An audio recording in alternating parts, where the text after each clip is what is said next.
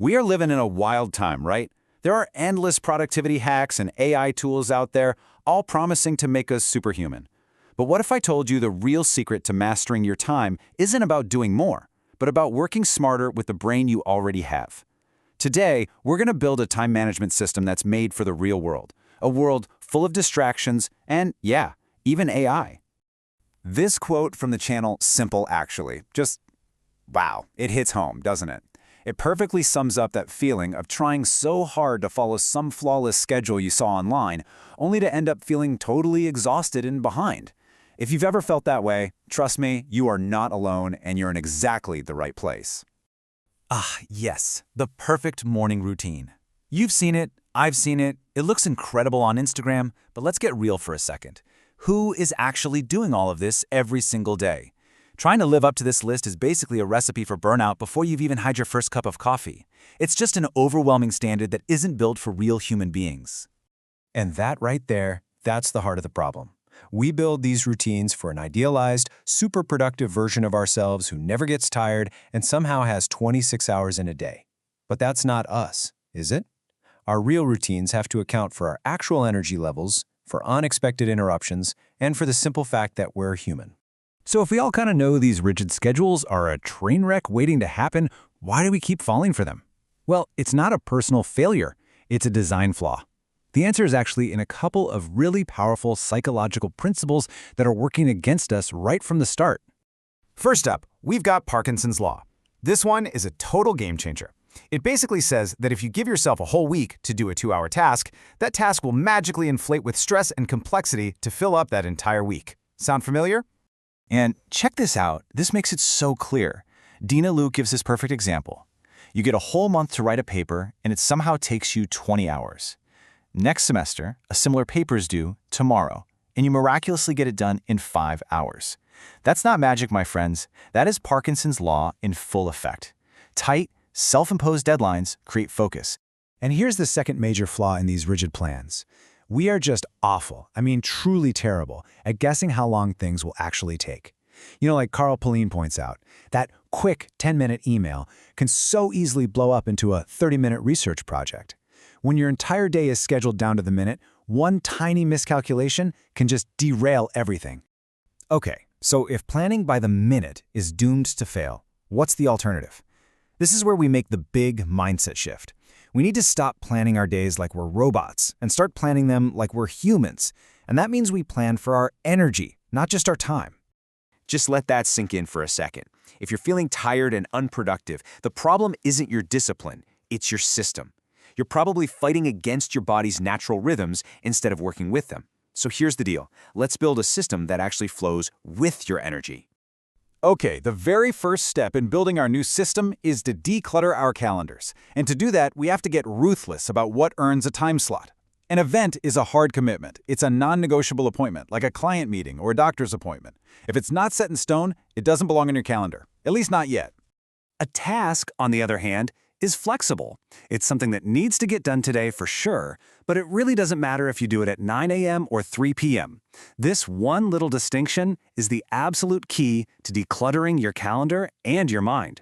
Turns out, most of your to-do list is actually made of tasks, not events. And this is where the new strategy really comes to life. Once you've separated your flexible tasks, you can match them to your natural energy levels. Are you a morning sniper, super sharp right after you wake up? That's when you tackle your deep, focused work. Do you get that second wind in the afternoon? Save your creative work for then. This is all about working with your brain, not against it. So we have the mindset shifts down, but how do we turn all this theory into a practical system we can actually use? The answer is something called time blocking. It's a simple but really powerful method to take back control of your day and finally make progress on the things that matter. Now, you might have also heard of time boxing. They sound similar, but the difference is actually pretty important. Time blocking is all about dedicating a chunk of time to a process, like, I'm going to spend 2 hours working on the project. Time boxing is more about the outcome, like, I'm going to finish the first draft in 2 hours. Both are useful, but for creating flexibility, we're going to focus on the broader blocks. You see, the end result here is a calendar that actually empowers you instead of boxing you in. A schedule that's packed minute by minute feels like a prison, right? But a calendar with broad, flexible blocks, that gives you both structure and freedom. It leaves room for life to happen without sending you into a total stress spiral. This is where it all comes together beautifully. Forget a to-do list with a million items. Your whole day can be organized into just 4 simple blocks. You've got your focus block for deep work, an admin block for all those necessary little things, a recharge block to stay human, and, this one's crucial, a freedom block for guilt-free fun.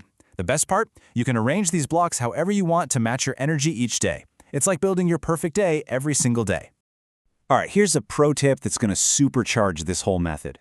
Batching. Instead of jumping between a bunch of different kinds of tasks, group similar ones together. This helps you avoid something called context switching, which is that mental drag you feel every time your brain has to change gears. It's basically the original efficiency hack long before we had apps for it. And here's what that looks like in the real world. You could have a communication block where you power through all your emails and messages at once, or a content block for all your creative work, an admin block to pay bills and schedule appointments. You will be amazed at how much more you get done when you're not constantly switching gears. Now, building a new system is one thing.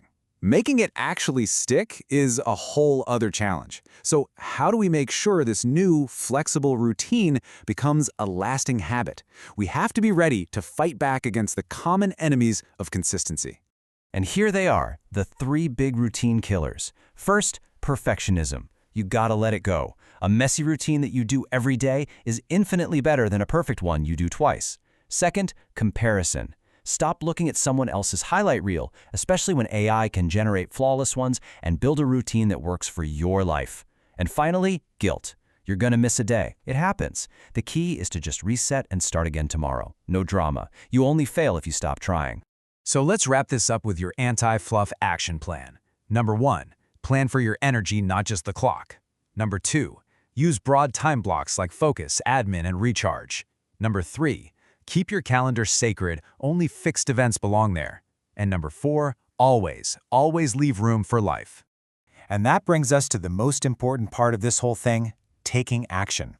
In this crazy age of AI and endless demands on our attention, remember that the most powerful productivity tool you have is your own intention. So think about it. What's the one small, imperfect change you're going to make to your routine tomorrow? That's where real progress begins.